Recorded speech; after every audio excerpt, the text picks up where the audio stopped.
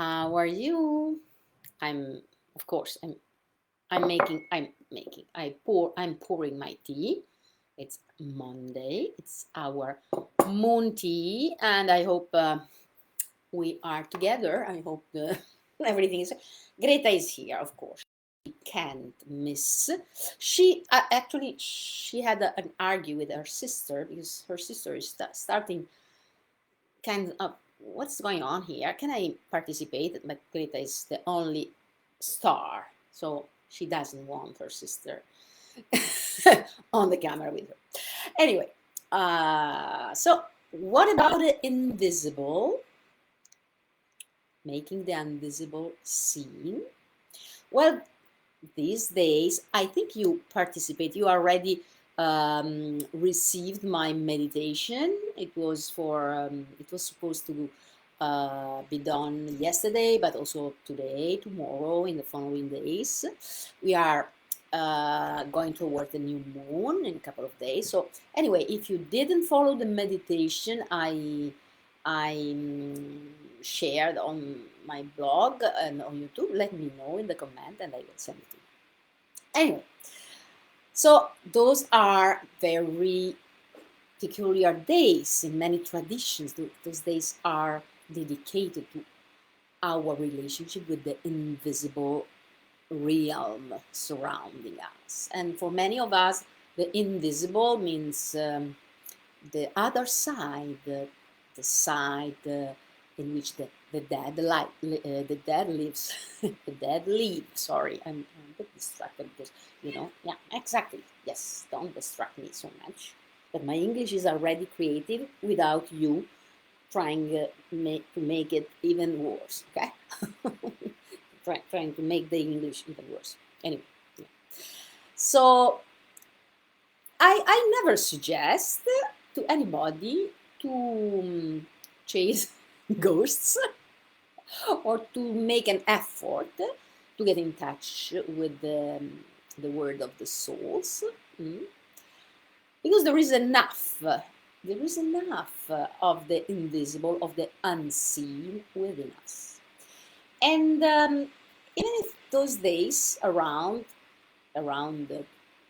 this Monday are in many traditions dedicated also to the dead, I always suggest to remember that our ancestor, they live inside us because our DNA is it's something, right? A connection.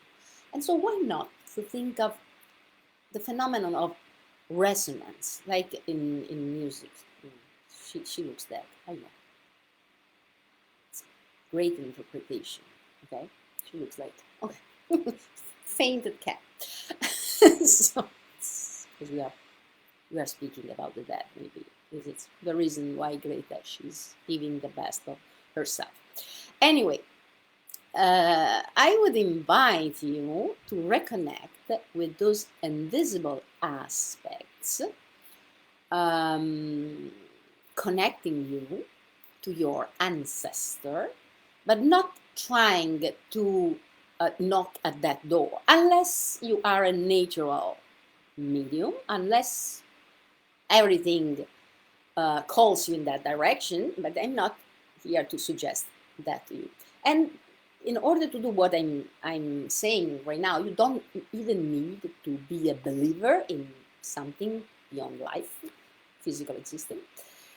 You need just to recall or remember or think about a kind of cat going on. Sorry, it's a very alive day here with a lot of cats doing things. But so I would suggest you to think of the resources you know, one resource that you know that is belonging to some of your ancestors. Maybe there is a tale you heard, maybe there is someone in your memory, a parent, a grandfather, aunt, an uncle, someone from the past, or maybe it's just a thought.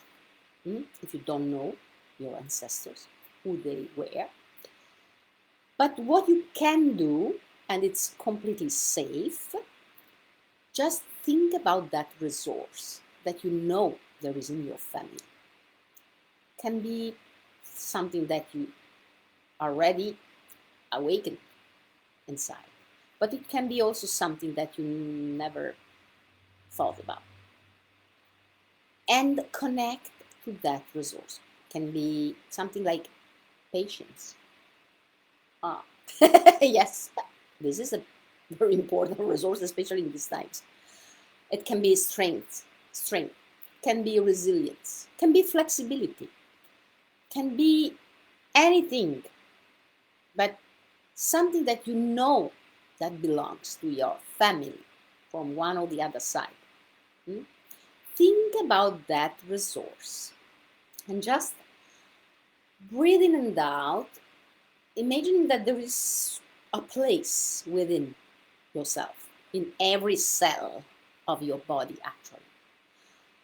There is kind of instrument or just a string, like in violin, a guitar, a string of that instrument resonating with that resource that belongs to someone among your ancestors.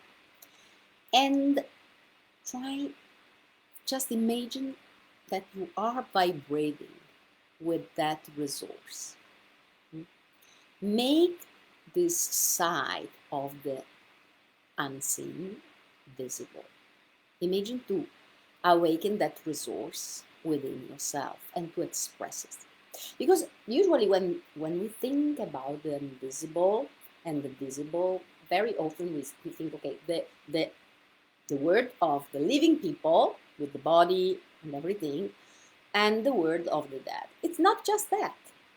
It's not only that. It's not only about ghosts and souls and connecting and channeling. No, it's also and above all about the acknowledgement that we have a history as souls and bodies, and we are in touch with nature through the body. So maybe we are breathing the air that was breathed by someone very famous in the area or somewhere else in the world, hundreds, thousands years ago. Who knows? But there is so much to discover, to unveil in our consciousness. There is a word there. Maybe there are many words. Maybe there is a multiverse. And maybe there are many other versions of ourselves living somewhere else in some other space and time. Who knows? So maybe we have just to acknowledge that we can't really make everything visible, but there is so much more when we start imagining what it could be. We don't need to be sure about, oh, that's the truth. We can just keep exploring and keep questioning and keep imagining and keep thinking about what if.